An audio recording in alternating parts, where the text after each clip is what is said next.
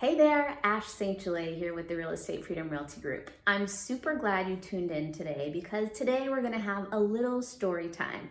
So if you haven't already, grab your tea, coffee, or wine, and then come on back and we'll get started.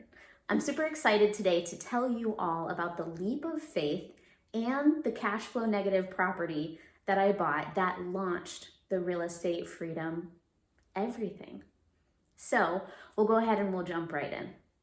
Back in the day, in 2007, when I was 21, I knew that real estate investing was what I needed to do to live the future of my dreams. In fact, I was working at a coat closet at Red Square in downtown Burlington, and I read the most amazing book, Rich Dad, Poor Dad.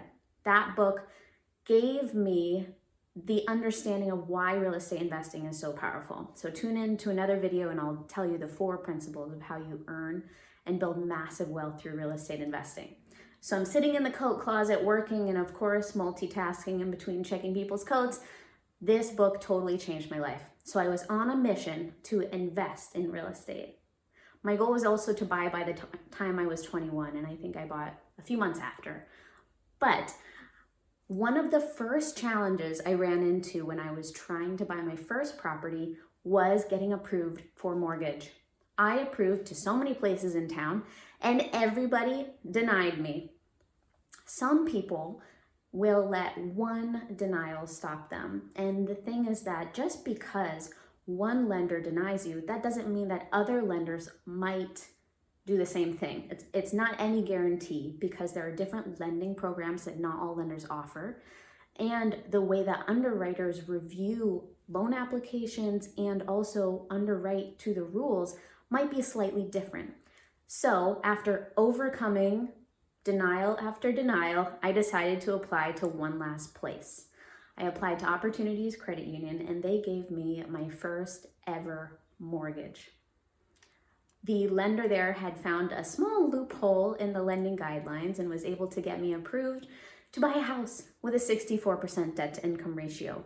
Usually your debt to income ratio needs to be 45% or below. So this was a huge exception, and this is an amazing way that I was able to get started on this. So I kept my goals in mind and I kept pushing forward, and finally I found a lender who had approved me. So woohoo! I was approved for the loan. Now I had to find the property.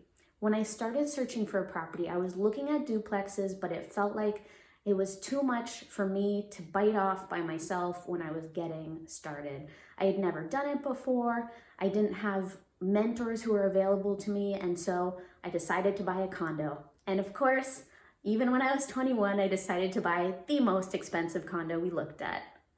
This property really spoke to me because not only was it on the Winooski River in Winooski, but it also had this really amazing moat that you walk over this moat thing, and it was spring and all of the leaves were blooming and beautiful and it was totally magical. And of course, that's the condo I wanted to buy. So summer of 2007, I did end up buying it, but not first before shitting my pants. Well, almost shitting my pants.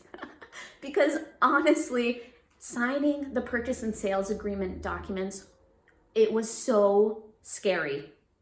It was so scary for me because it was a huge step and a huge amount of responsibility that I was taking on. And again, I knew that either this was going to be a really amazing opportunity or I would really regret it.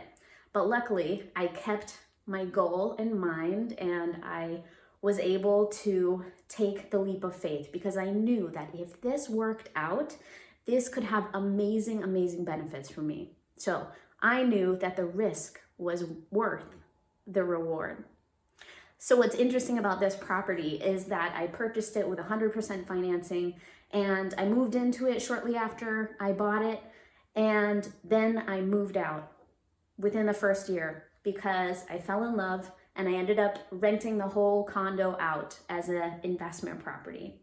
So what ended up happening though is even though I was a landlord, the property was cash flow negative every single month. So I had to pay at that time around $200 per month to keep it.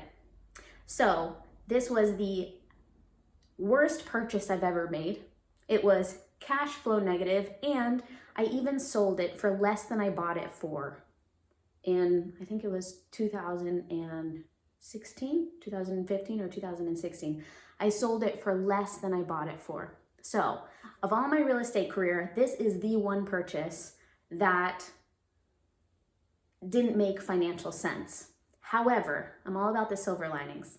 However, the silver lining of purchasing this property is that it gave me the confidence to continue growing my own portfolio. It gave me the confidence to realize, okay, I bought this one condo and sure, I'm not making any money on it, but I can be a landlord. I can be a landlord and offer a great place for people to live and respond to them when there's an issue. Like, I can do this.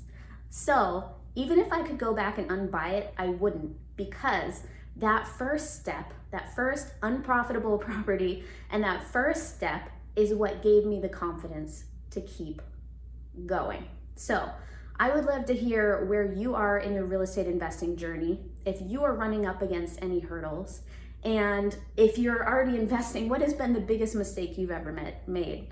And would you go back and not make that same decision? I'd love to know. Hit up the comments below.